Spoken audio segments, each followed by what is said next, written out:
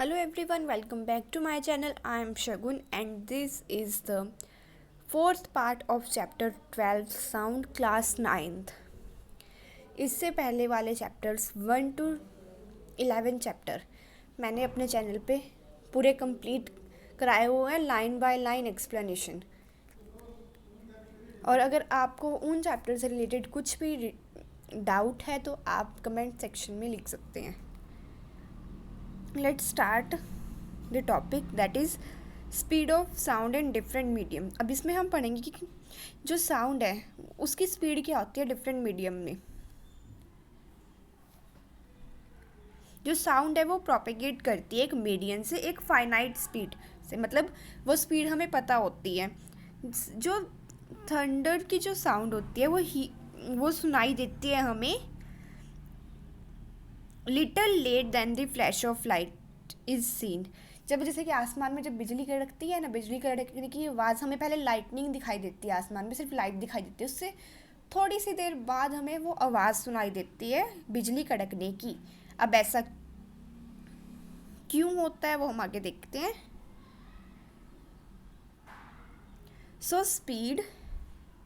So we can make out that sound travel with the speed which is much less than the speed of light. अब हम इसमें कह सकते हैं कि साउंड एक ऐसी स्पीड में ट्रैवल करती है जो लेस होती है स्पीड ऑफ लाइट से। The speed of sound depend on the properties of the medium through which it's travel. जो स्पीड होती है ना वो उसकी जो साउंड की प्रॉपर्टीज़ मीडियम की जो प्रॉपर्टीज़ होती हैं उस पर डिपेंड करती है।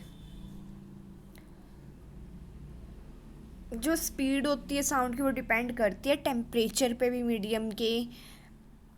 और जो साउंड की स्पीड होती है ना वो डिक्रीज हो जाती है we go from solid to gas, जब हम सॉलिड से गैस की तरफ जाते हैं। Now another is reflection of sound. अब रिफ्लेक्शन ऑफ साउंड क्या होता है? Sound bounce off a solid और a liquid like a rubber ball. Sound भी जैसे कोई बॉल है, हम उसको वॉल पे हिट कर रहे हैं, मतलब हम उसे बॉल पे मार रहे हैं तो वो रिफ्लेक्ट हो जाती है, मतलब वो बैक आ जाती है। ऐसे ही साउंड भी होती है। जो साउंड है वो रिफ्लेक्ट करती है एक सरफेस पे सॉलिड या फिर लिक्विड के, और वो सेम लॉ फॉलो करती है जो लॉ ऑफ रिफ्लेक्शन था जो हमने पिछली क्लास में स्टडी किया था। The direction in which the sound is incident and is reflected make equal angle. ये लॉ ऑफ रिफ्लेक्शंस क्या थे कि जो साउंड है उसमें incident and is reflected make equal angle. जो इंसिडेंट होता है और जो रिफ्लेक्टेड होता है वो इक्वल एंगल बनाते हैं नॉर्मल पे। और ये तीनों जो रिफ्लेक्टेड, इंसिडेंट और नॉर्मल, ये तीनों एक सेम प्लेन पे लाई करते हैं। An obstacle of large size which may be polished और through needed to reflected sound wave. अब इको क्या होता है? अगर हम शाउट करते हैं या फिर क्लैप करते हैं near a suitable reflecting object, किसी भी रिफ्लेक्टिंग ऑब्जेक्ट के पास में, या फिर कोई टॉल बिल्डिंग हो या फिर माउंटेन हो, हमें सेम साउंड बार बार सुनाई देती है लिटिल लेट, थोड़ी देर बाद सुनाई देती है हमें सेम साउंड।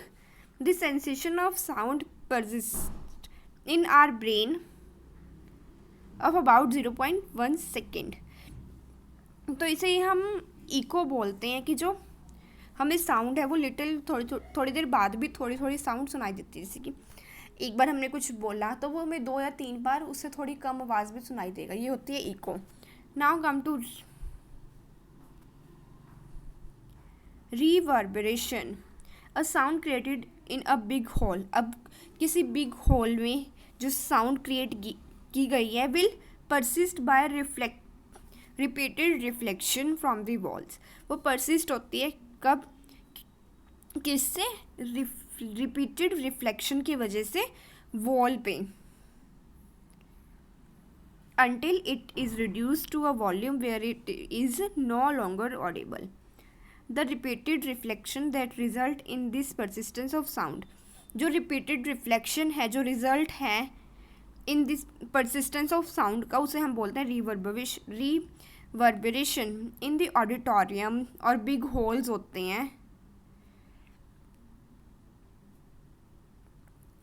ये एक्सेस करते हैं, रिवर्बरेशन हाई अनडिज़ायरेबल होते हैं। अब रिवर्बरेशन को रिड्यूस करने के लिए the roof and wall of the auditorium are generally cover with sound.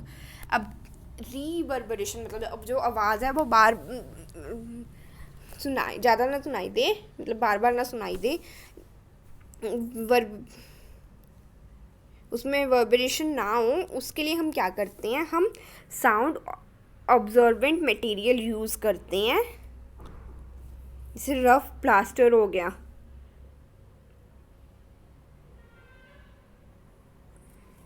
और कुछ सीट मटेरियल्स भी होते हैं जिन्हें हम इन पर्पस के लिए यूज़ करते हैं। अब है यूजेस हैं मल्टीपल रिफ्लेक्शन ऑफ साउंड के। अब जो मेगाफोन्स होते हैं, हॉर्न होते हैं, म्यूज़िकल इंस्ट्रूमेंट्स होते हैं, ये डिज़ाइन किए जाते हैं टू सेंड साउंड, साउंड को भेजने के लिए एक पर्टिकुलर डायरेक्शन में, ना विदाउट सेपरेटिंग, मतलब जो साउंड है वो इधर उधर ना जाए, हर एक डायरेक्शन में ना फैले, सिर्फ एक पर्टिकुलर डायरेक्शन में जाए। ये ऐसे डिज़ाइन किए जाते हैं। जैसे कि हॉर्न है, ये मेगाफोन हो गया, ये हॉर्न हो गया, इससे आवाज़ यहाँ जाएगी, देखो ऐसे नहीं जाएगी, ऐसे नहीं जाएगी, इसमें से जाएगी, ऐसे हॉर्न में से भी यहाँ जाएगी, ना यहाँ से जाएगी ना यहाँ से जाएगी।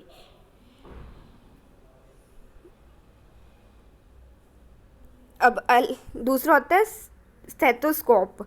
ये मेडिकल इंस्ट्रूमेंट होता है, जैसे डॉक्टर यूज़ करते हैं, देखो ये है स्टेथोस्कोप। ये जो साउंड होती है बॉडी की, उसे सुनने में हेल्प करता है, यूज़ होता है, और ये उसे सुनने के लिए, जैसे हार्ट और लंग्स की। जो स्टेथोस्कोप होता है उसमें से जो साउंड ऑफ द पेशेंट होती है वो हार्ट बीट से रीच होती है डॉक्टर के ईयर्स तक by multiply reflection of sound as show. ऐसे ही अब होते हैं होल्स होते हैं, कॉन्फ्रेंस हॉल्स हो गए, सिनेमा हॉल्स हो गए, ये कर्व्ड होते हैं ताकि जो साउंड है वो हर एक कोने में पहुंच सके हॉल के। Now come to range of hearing. अब रेंज ऑफ हेयरिंग क्या होती है कि जो ह्यूमन बॉडी है वो कितनी रेंज है सुनने की होती है उनकी। The Audible range of sound human being की होती है 20 Hz to 20,000 Hz।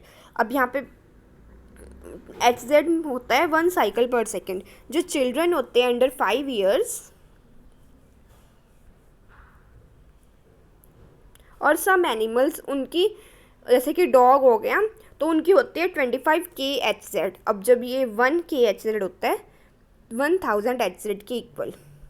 As people grown older, जैसे कि जो पीपल बड़े होते रहते हैं तो उनकी जो सुनने की शक्ति है वो कम होती रहती है। अब sound of frequency below 20 Hz, जो साउंड है उसकी फ्रीक्वेंसी 20 Hz के कम है, उसे हम बोलते हैं इंफ्रासोनिक साउंड या फिर infrasound. If we could hear infrasound we would hear the vibration of a pendulum just as we hear vibration of the wings of bee. अब ये जो इंफ्रासाउंड होता है, जैसे कि वाइब्रेशन जो होती है बी में वैसी होती है। अब वेल्स हो गए, एलिफेंट्स हो गए, ये produce sound in the infrasound range, infrasound range में ही साउंड प्रोड्यूस करते हैं। It is observe the some animals get disturb.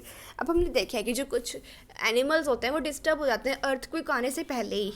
ऐसा क्यों होता है? क्योंकि वो लो फ्रिक्वेंसी के इंफ्रासाउंड वेव्स को सुन सकते हैं, जिस वजह से उन्हें वाइब्रेशन होते होगी अर्थ में कुछ, तो वो उन्हें पहले ही उसका पता लग जाता है। जो फ्रिक्वेंसी हायर होती है 20 kHz से, वो होती है अल्ट्रासोनिक साउंड और अल्ट्रासाउंड। ये डॉल्फिन प्रोड्यूस करती है, बैट प्रोड्यूस करता है। जो माउथ्स होते हैं वो हाई फ्रिक्वेंसी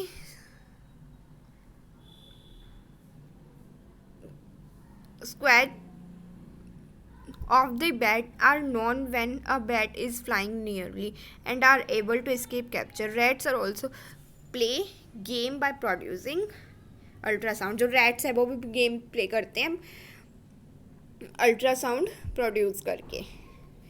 अब हियरिंग एड क्या होती है? जैसे कि पीपल जिनकी जो कम सुनते हैं उन्हें हियरिंग एड्स यूज़ करना पड़ता है. हियरिंग एड क्या होता है कि इलेक्ट्रॉनिक बैटरी ऑपरेटेड डिवाइस होती है. द हियरिंग एड रिसीव, ये साउंड को माइक्रोफोन के थ्रू रिसीव करती है और उसे इलेक्ट्रिकल सिग्नल्स में कन्वर्ट कर देती है. और जो इलेक्ट्रिकल सिग्नल्स होते हैं आर एम्प्लीफाइड बाय एम्पलीफायर, और ये एम्प्लीफाइड किए जाते हैं एम्पलीफायर से. और जो एम्प्लीफाइड इलेक्ट्रिकल सिग्नल्स होते हैं are given to the speaker to hearing aids. तो ये जो जिनको कम सुनता है उनके कानों तक पहुंच जाती है साउंड क्लियरली.